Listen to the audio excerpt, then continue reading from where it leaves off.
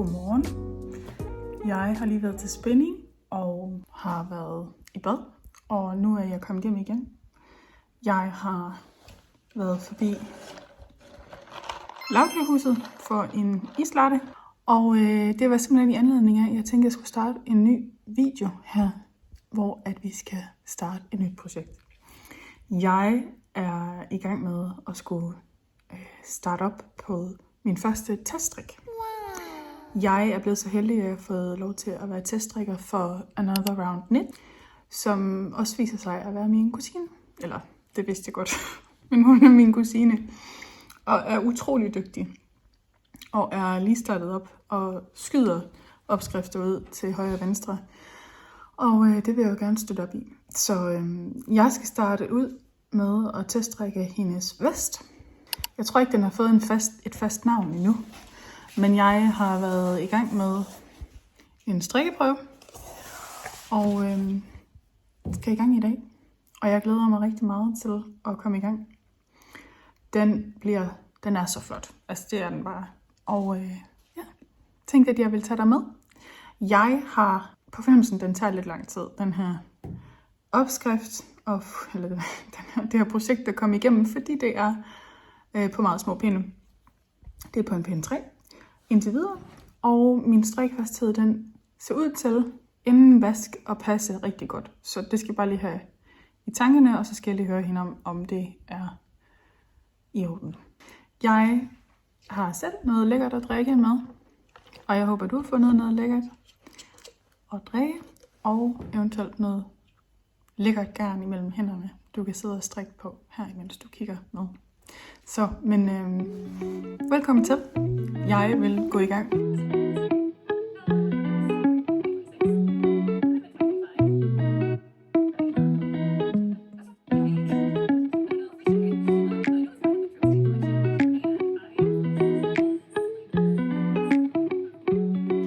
Jeg har nu strikket finishing færdig.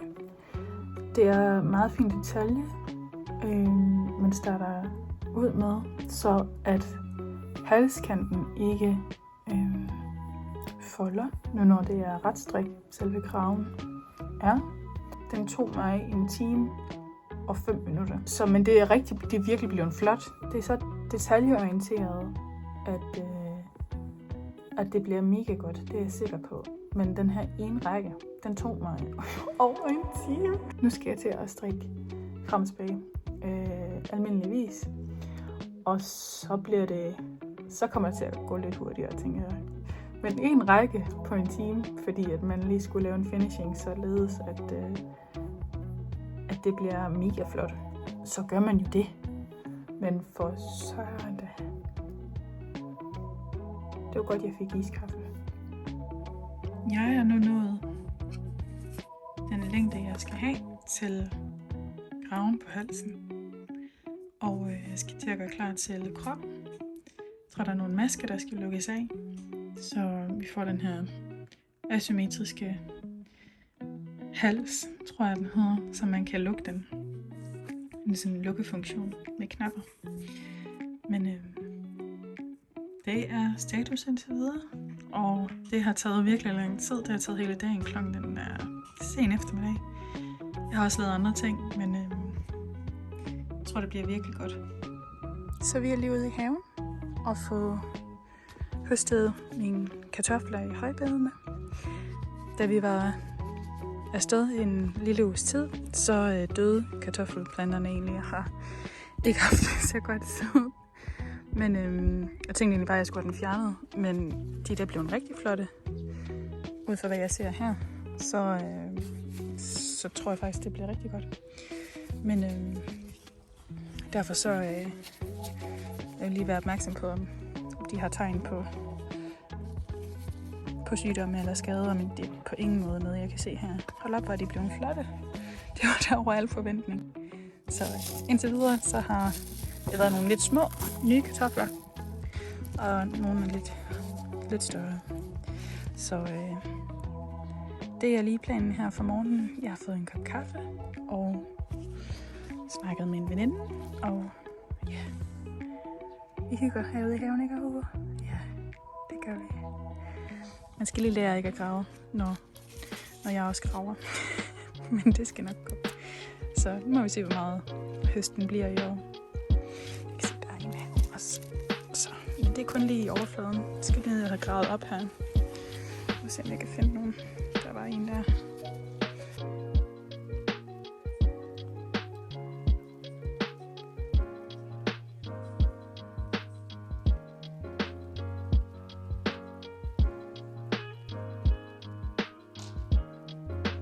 Her igen. Jeg vil bare lige lave en check ind. Jeg er nået til, hvad sådan her ser ud. Det er godt nok. Det er noget af en ny konstruktion, end jeg er vant til. Jeg har sat masker af fra det ene forstykke, og masker til hvile til bagstykket, og er i gang med højre forstykke her. Jeg vil sige, at den her opskrift, den er ikke kedelig. Der er virkelig mange små fine detaljer, men selvom det er små pinde, så synes jeg, at det tager længere tid, men jeg keder mig ikke. Altså det er meget fin finish, på se. Og man skal ombukke herop. Og jeg vil lige understrege, i videoen her, der ser det ud som om det er meget hullet. Det er det altså ikke i virkeligheden. Jeg tror bare, at kameraet det opfanger det som, at alt lyset bagved bliver meget mere stærkt. Men den ser altså sådan her ud, når man har den på. Op mod sig selv. Så ja. Så indtil videre, så skal jeg strikke forstykket på den ene side en del nu. Jeg har lavet lidt indtagninger, og nu skal jeg lige igennem måske en lille kedelig part, men det er jo, hvem man spørger, fordi det er bare ret og vrang, indtil jeg skal noget igen. Så, men det bliver mega spændende. Det har jeg ikke prøvet på den her måde før, at man sætter et forstykke til hvile. Så ja, det er nok lidt svært at forestille sig, hvad det bliver til, men jeg har set den færdig. 2 af dem, hun har strikket. Så det skal nok blive mega godt. Men det er status for nu.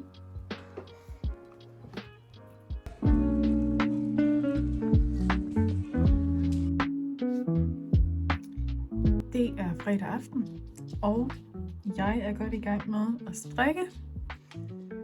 Jeg har strikket højre forstykke.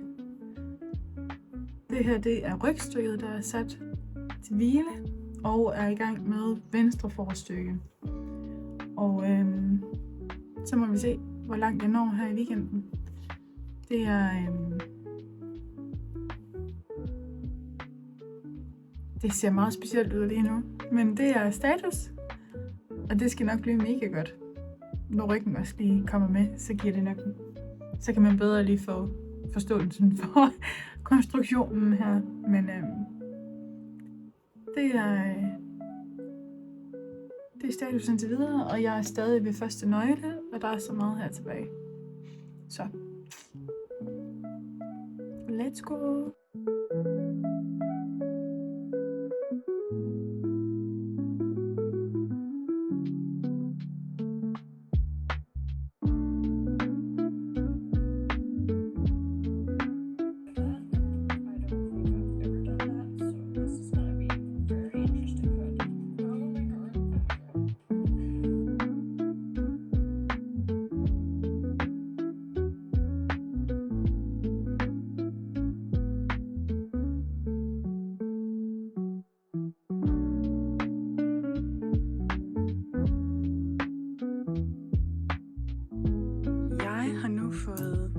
Sat forstykker og bagstykke sammen, og har fået nogle meget få rækker frem og tilbage, hvor de er samlet strikket, og jeg synes bare, det er så sjovt at strikke på.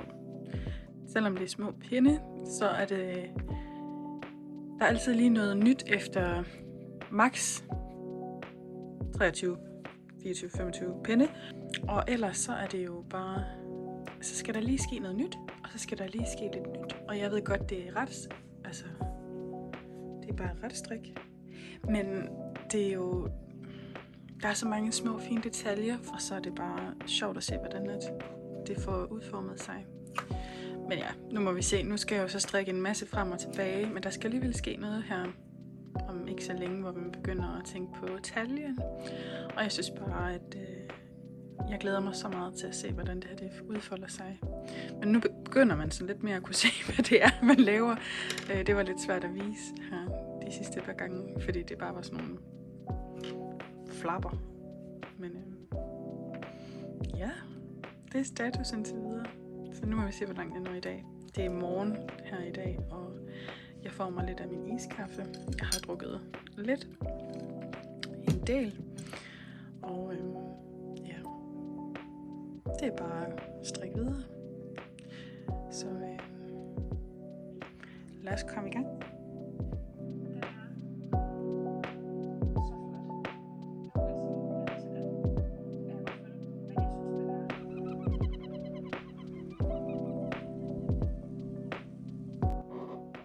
Hej, et lille check-up herfra. Jeg har lige været til spænding og været forbi lavkagehusets drive-in for at få en iskaffe på vejen hjem. Det skulle blive over 30 grader, så det er virkelig godt. Det er altså en lille treat til sig selv efter spænding.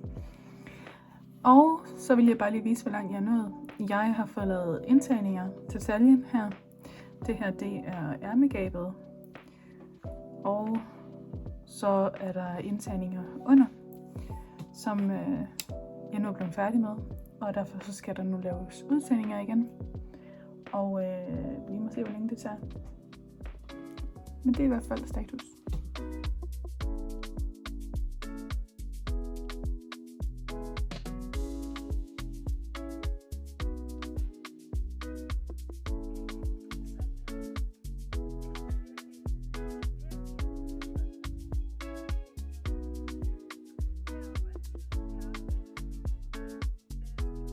Jeg vil lige tjekke ind. Jeg har nu fået lukket masker af. Så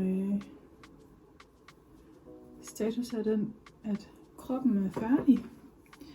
Og jeg nu skal have strikket ærmerne. Altså ærmegabet på hver sin side. Og det bliver bare mega godt. Så ja. Det har været sådan en lidt anderledes aflukning. Men den er ikke lige så elastisk som en italiensk aflukning. Men den er... Det kan jeg sagtens nå rundt om mig. Lille chicken.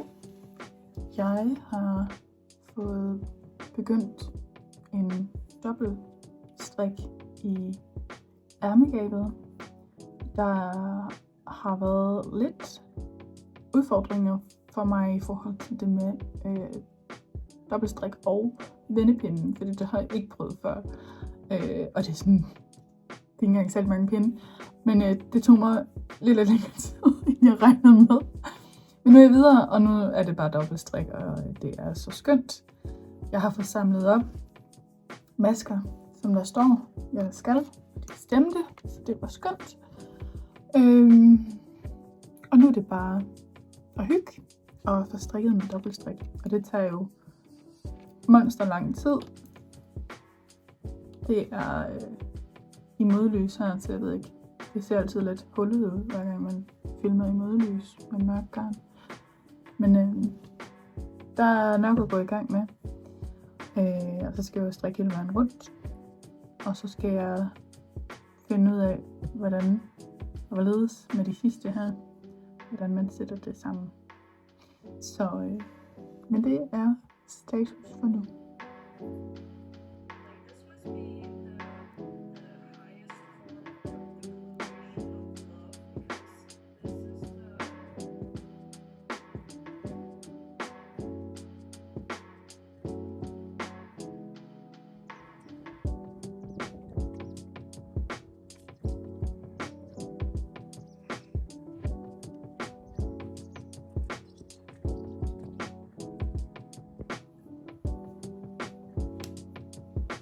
Så blev det ene ærmekæbe. Og så skal jeg have syet dem sammen her.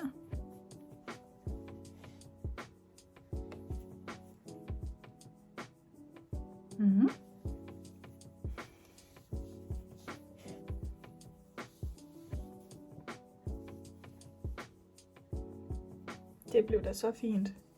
Kan ingenting se.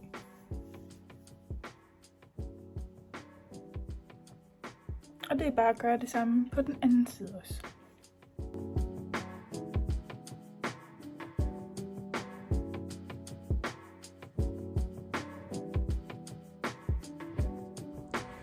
Jeg har skulle samle masker op til den ene side her.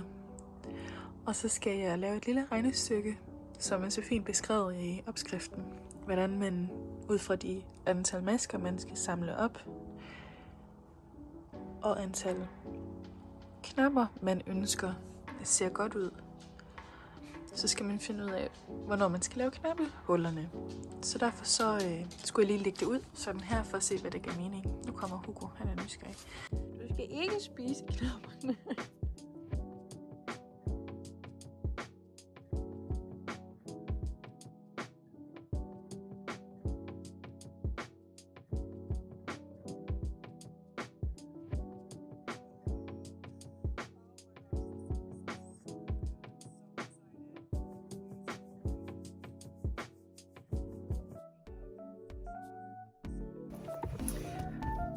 Vi har lige en lille pause for strikkeriet, fordi ham her, han fylder 1 år i dag. Og derfor så skal han ud og gå en god tur, ud ved noget vand, ud ved noget skov. Det gør vi en gang imellem, men det skal han i hvert fald også i dag. Og han glæder sig. Så lige lidt pause for strikkeriet, og så lige lidt frisk luft. Tag os begge to, gør Hugo? Ja. Så. Kom med på en lille tur rundt omkring den kunstige sø i Silkeborg.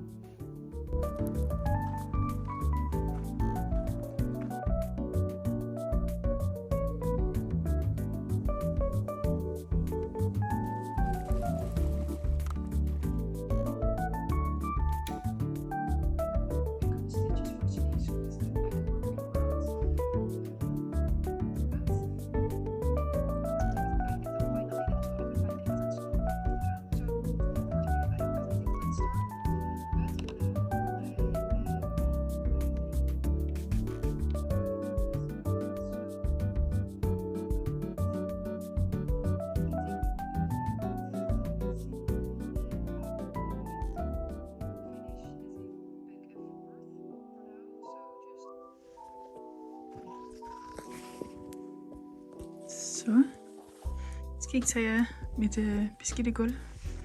Jeg har en hund, så det er godt nok, den skal vaskes. Men jeg er nu blevet færdig. Jeg gør lige sådan her. Se engang. Man kan ikke se noget som helst. Den buler ind og gør ved, og det bliver rigtig godt at få den vasket. Men jeg har jo så fået nogle fine knapperhuller i her, så man kan fornemme det. Og en stolpe der, og dobbelt strik i ærmegabet. Ja, se lige en gang. Og så med noget maskestæng hernede i bunden. Ja. Begge sider. Så det bliver rigtig spændende at se, når den bliver vasket og fået lidt mere et afslappet maskebillede, så den ikke krøller på den her måde. Og så skal der jo syes nogle knapper i den her side. Ja, det skal der jo i mange opad her. Og så 3 styks i floppen her. Men det skal nok blive godt.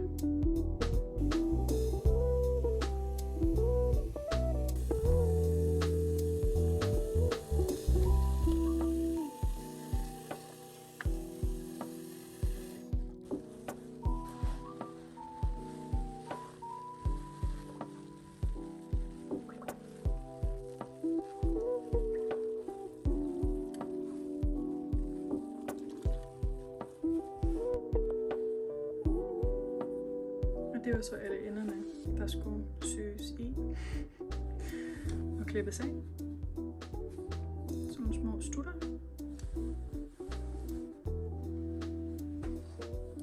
Jo.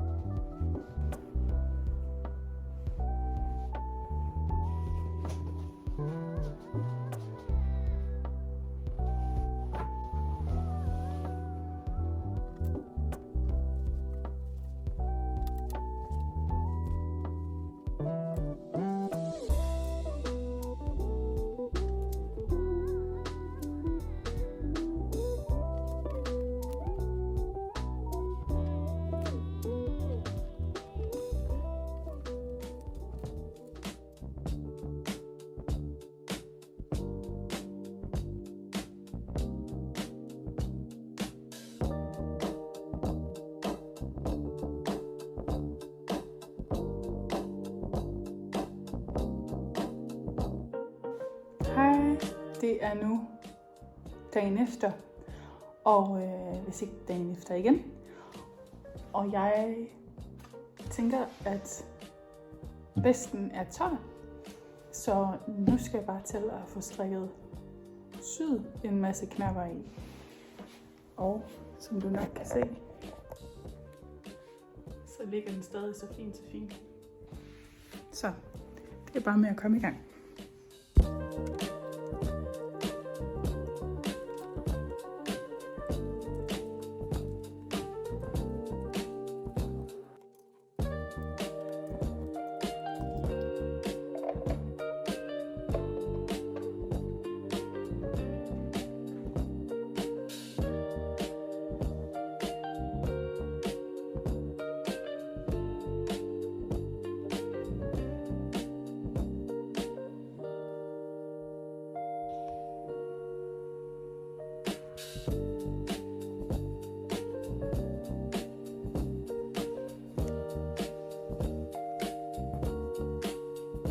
Lidt vej.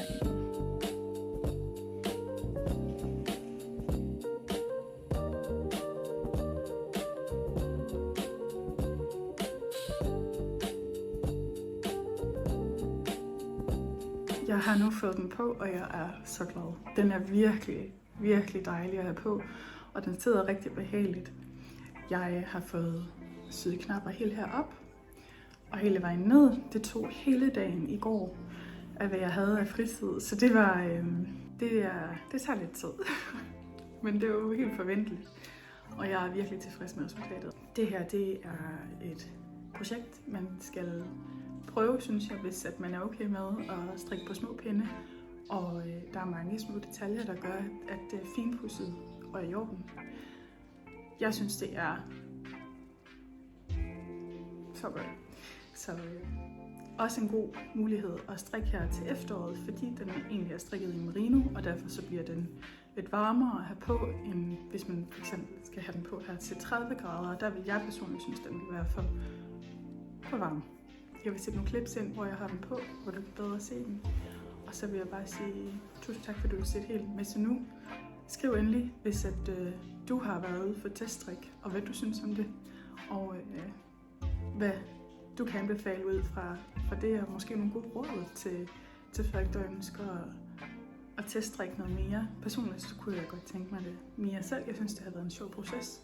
Ellers så vil jeg bare sige tusind tak, fordi du har set med, og håber, du har det godt til, at vi ses igen.